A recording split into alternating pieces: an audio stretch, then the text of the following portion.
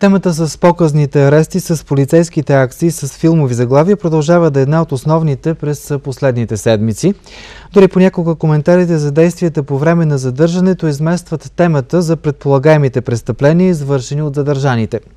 В същото време продължават престрелките между съд и МВР. За отзвука от показните арести, за зрелището и публиката, за очакванията, оправданията и ефективността и дали показност и декларации водят до осъдителни присъди.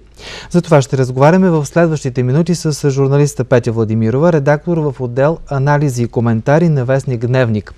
Тя от години следи темите, свързани с правосъдието и вътрешния ред. Добър вечер! Добър вечер! Да започнем с вчерашната среща между министъра на вътрешните работи с Висшия съдебен съвет.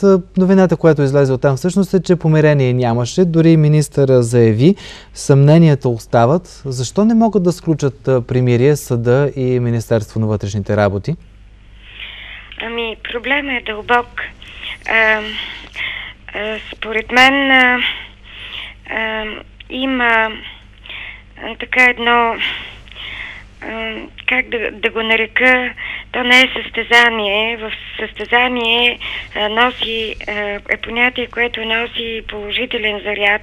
Аз мисля, че това, което наблюдаваме, може да има и недобри последици.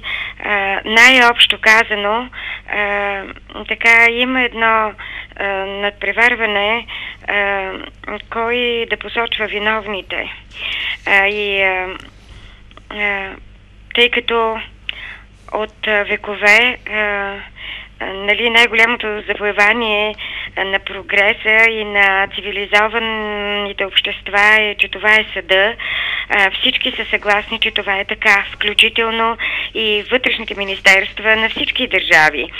В същото време, когато аргументите на тези, които разкриват престъпленията и изправят чрез прокуратурата пред съда заловените извършители на престъпленията, не могат да бъдат осъдени, веднага се търси и виновника. Значи, след вчерашната среща на министър Цветанов с Висшия съдебен съвет, не можехме да очакваме, че тя ще приключи с пълно единомислие. Защото вече се е създала представата, че в съдебната власт има пороци, които не трябва да се доказват. Те са ясни, тъй като общественото мнение вече я е заклеймило. И едва на тази база вече се търсят решения. А те трябва да се търсят във всеки един конкретен случай по-отделно.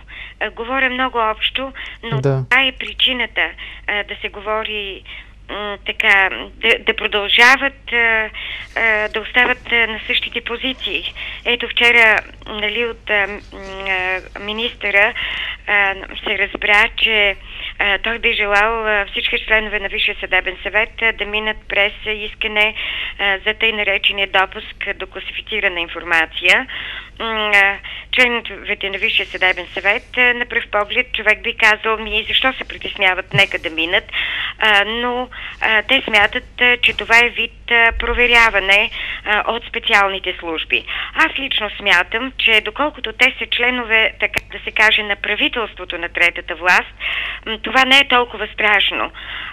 Но самия факт, че върховните съдии, по-специално председателя на Върховния административен съд, е на друго мнение, очевидно те съзират някакъв капан в това. Явно да. Но да се изгладят противоречията, не е този начин да се промени кадровата политика в съдебната система, която се осъществява от Висшия съдебен съвет, и да се оздравят пороците.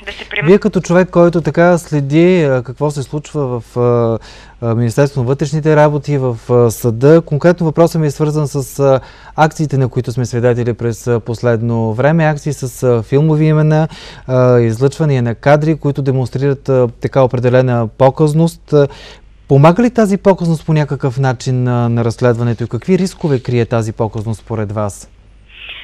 Тя огромни рискове крие, защото и първият риск е този, който уж всички органи, които участват в тази първа фаза, така да се каже, залавяне на извършителите на престъпления, документиране на акциите, тази показност пречи да се постигне окончателната цел, а именно присъдите. Самото филмиране, ако то не е с означени час и дата, то не върши никаква работа, освен да бъдат показани по медиите самите акции, да бъде обявено какво се е случило и тази истина в момента на показването на акциите тя остава валидна, така да се каже, за общественото мнение. Получава се една паралелна реалност. Едната е тази, която се показва на общественото мнение, другата е онази, която се развива в съда. Така. Понякога се искат засекретени процеси, предварително се внасят делата засекретени в съда. Съдиите се чудят, едни откриват, други закриват делата.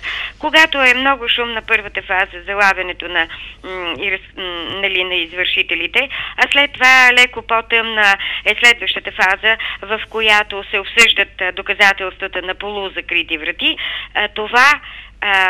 това е за мен